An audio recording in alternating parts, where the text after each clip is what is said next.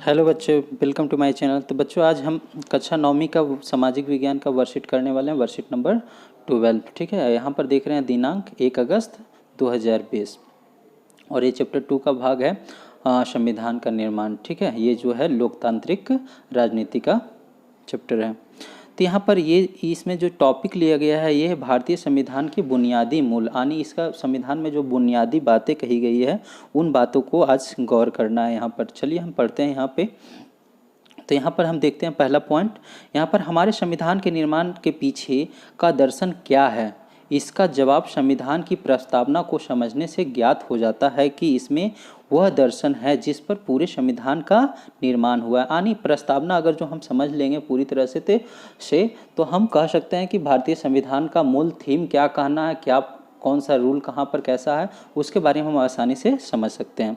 Second, यहाँ देखेंगे भारत के संविधान की शुरुआत बुनियादी मूल्यों के साथ होती है, जिसे संविधान की प्रस्तावना या उद्देशिका कहते हैं। यानी इसको प्रस्तावना को उद्देशिका भी कहते हैं। ठीक है, यानी भारत के जो संविधान है उसकी जो शुरुआती लाइन ही है, यानी शुरुआत जब होता है वो इन प्रस्तावना से होता है। तो प्रस्तावना आखिर कहते किसको है? प्रस्तावना आप लोग देखे होंगे, कई एक बुकों के पहले रहता है, आप पढ़े भी होंगे। तो चलिए आज हम फिर से प्रस्तावना को आपको दिखाते हैं। ठीक है, तो बच्चे आप लोग ये देख रहे होंगे कि इसमें जो ये प्रस्तावना है उसको उद्देशिका तो बोलते ही हैं। तो चलिए हम सबसे पहले ये भारत का संविधान का उद्देशिका एक बार पढ़ लेते हैं। यहाँ पर हम भारत के लोग भारत को एक संपूर्ण प्रभुत्व संपन्न समाजवादी पंथ निरपेक्ष लोकतंत्रात्मक गणराज्य बनाने के लिए तथा उसके समस्त नागरिकों को सामाजिक आर्थिक और राजनीतिक न्याय विचार अभिव्यक्ति विश्वास धर्म और उपासना की स्वतंत्रता प्रतिष्ठा और अवसर की समानता प्राप्त करने के लिए तथा उन सब में व्यक्ति की गरिमा और राष्ट्र की एकता और अखंडता सुनिश्चित करने वाली बंधुता बढ़ाने के लिए दृढ़ संकल्प होकर अपनी इस संविधान सभा में आज तारीख 26 नवंबर 1949 ईस्वी को एकदत्त द्वारा संविधान को अंगीकृत तथा अधिनियमित और आत्मसमर्पित करते हैं।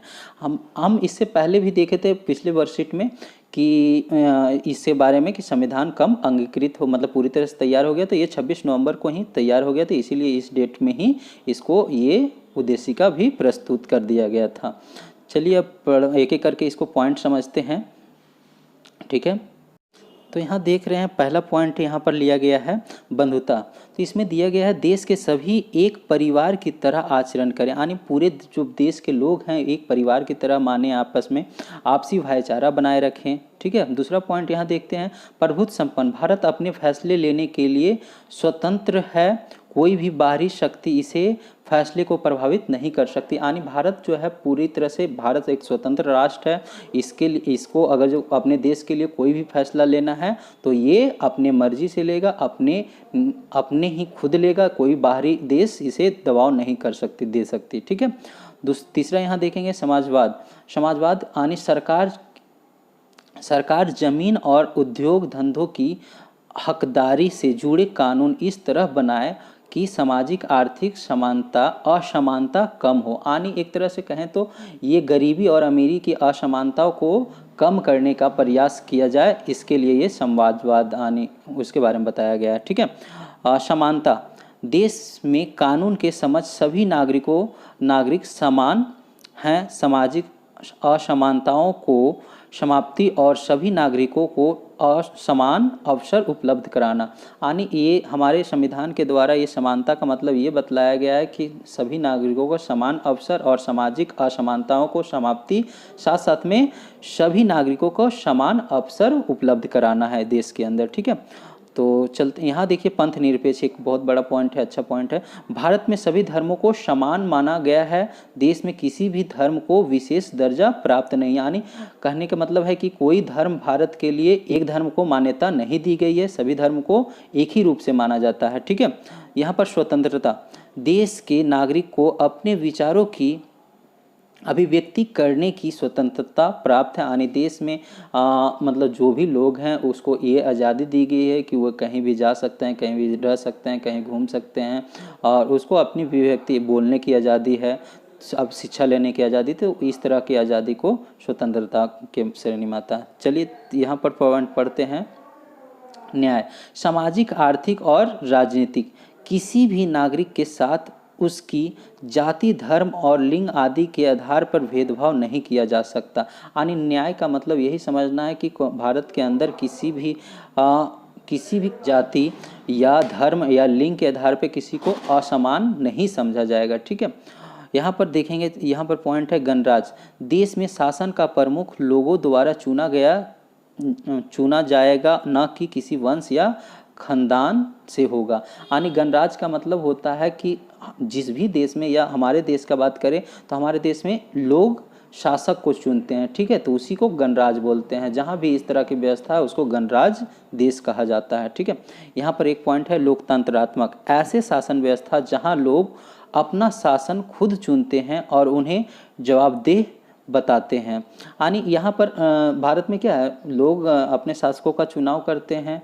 ठीक है, और उन्हें अपना शासक चुनते हैं और उन्हें जवाबदेह बनाते हैं। यानी अपने शासन को करने के लिए, अपने देश के लिए शासन करने के लिए उन्हें सौंपते हैं। ठीक है, तो इस तरह से। चलिए अब देखते हैं क्वेश्चन में पहला क्वेश्चन आप देख रहे हैं, संविधान की प्रस्तावना से आप क्या समझते हैं। यहाँ पर देख रहे हैं संविधान की प्रस्तावना से आप क्या समझते हैं। तो इसमें आप स्क्रीन पे अपने देख रहे होंगे, संविधान की प्रस्तावना लोकतंत्र को एक खूबसूरत कविता सी है। इसमें उन सभी बातों को जिक्र किया गया है जिस पर पूरे संविधान का निर्माण हुआ है। चलिए आगे दूसरा पॉइंट देखते हैं यहाँ पे। ठीक है, दूसरा क्वेश्चन, लोकतांत्रिक शासन व्यवस्था किसे कहते हैं। तो आप अपने स्क्रीन पे देख रहे होंगे, लोकतंत्र शासन व्यवस्था शासन का एक ऐसा रूप है जिसमें शासकों का चुनाव आम जनता करती है और बाद में चुने हुए शासक ही शासन व्यवस्था चलाती है। तीसरा क्वेश्चन देखेंगे आप, संविधान निर्माण में बुनियादी मूल्यों का क्या महत्व है। तो संविधान की बुनियादी मूल्यों का तात्पर्य संविधान में निहित उन प्रावधानों से है जो संविधान और भारतीय राजनीतिक और लोकतांत्रिक आदर्शों को प्रस्तुत करती है। ठीक है, चलिए हम चौथा क्वेश्चन देखते हैं।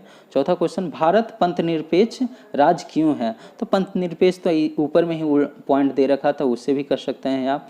यहाँ पर हमने लिखा है कि भारत पंथनिरपेक्ष राज्य क्यों कहलाता है। तो यहाँ पर इसलिए क्योंकि भारतीय नागरिकों को, आप अपने स्क्रीन पे देख रहे हो, क्योंकि भारतीय नागरिकों को किसी भी धर्म को मानने की पूरी स्वतंत्रता है। यहाँ कोई भी धर्म को मान्यता नहीं दी गई है और सरकार सभी धार्मिक मान्यताओं और आचरणों को समान सम्मान देती है।